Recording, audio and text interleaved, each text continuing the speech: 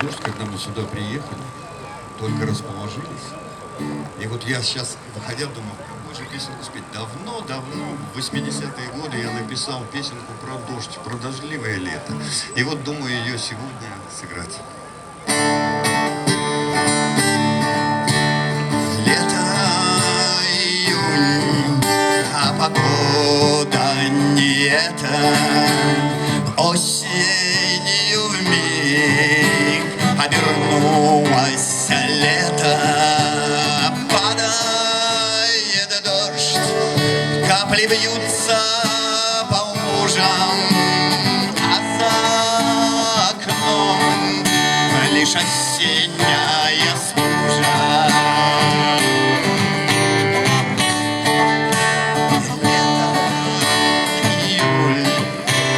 Погода не это, гидрометцентр желает совета. Месяц второй, сдвинулось время года. Что же с тобой приключилась природа?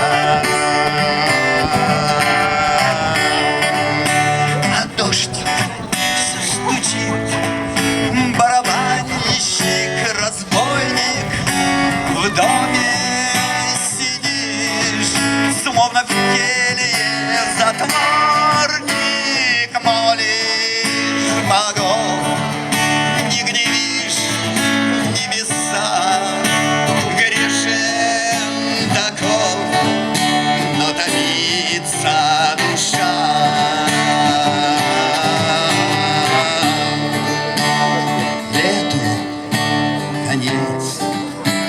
Погода не это. Боги, скажите мне шифр к секрету, чем грешен мир и когда избавление, и какова цена искуплению.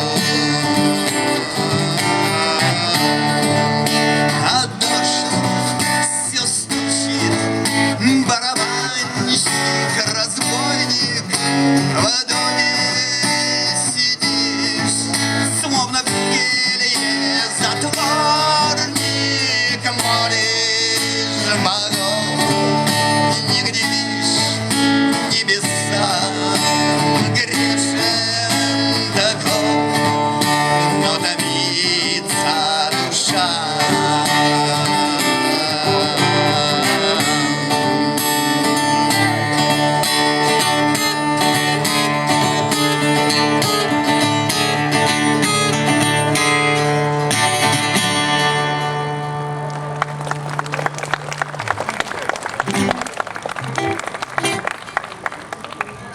Стихи Евгения Рейна.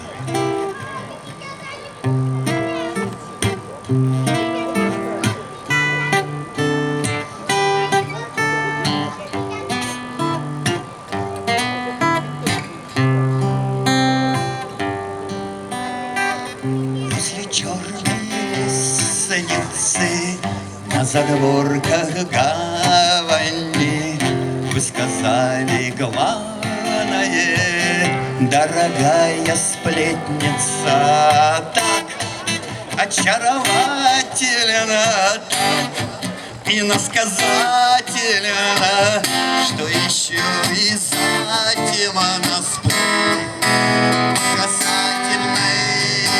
Все мужики милые, губки подведенные, и ладошки мыленые, и глаза бездомные. Чтобы вам очухаться, чтобы вам опомниться, только ваше ухарство больше, чем бессонница. Возле черной лестницы, да и в Скандинавии, вечное и давнее дремлет на диване. гладит легкой ручкою, обещает что-нибудь вечно неразлучное, что прожектор по нему возле черной лестницы на задворках гавани. Мы сказали главное, дорогая сплетница.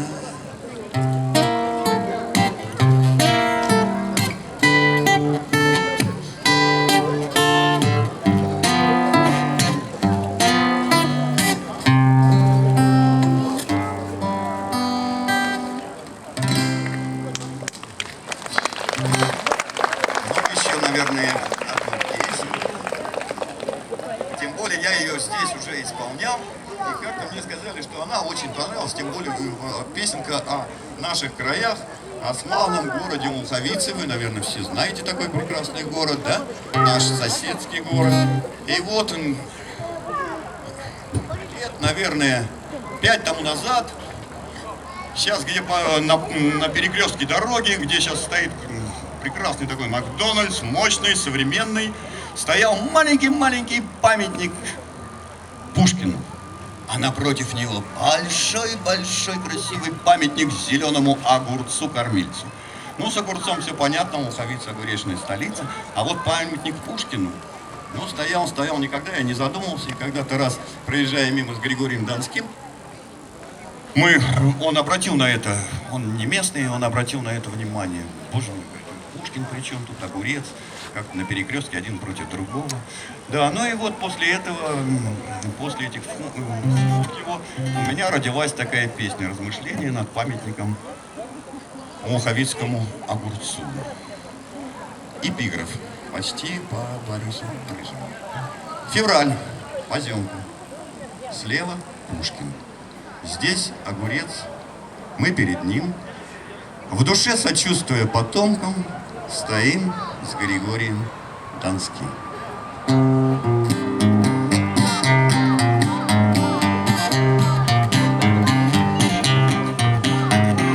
На Рязанской магистрали в Подмосковье городок светофор не тролливали, перекресток двух дорог. Слева Александр Пушкин, гениальнейший творец.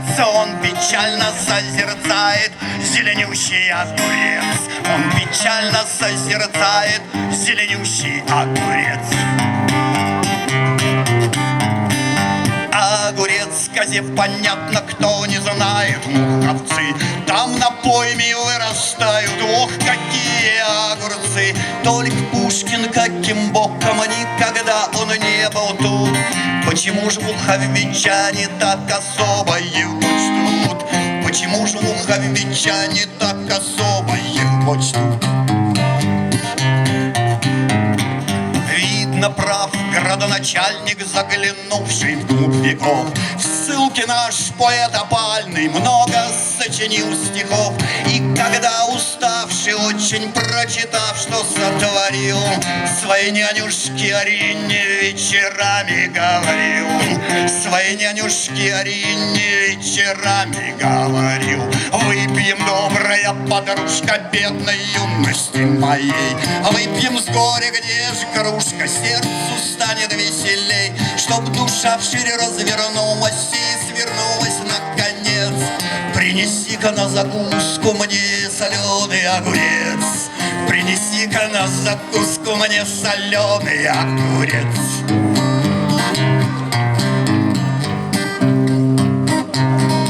Душу русскую, конечно, не понять и не простить. Даже Федор Достоевский не сумеет объяснить. Русская душа потемки не раскроет свой ларец.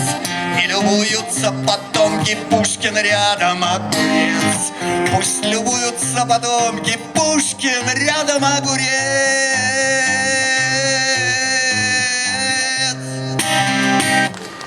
Спасибо.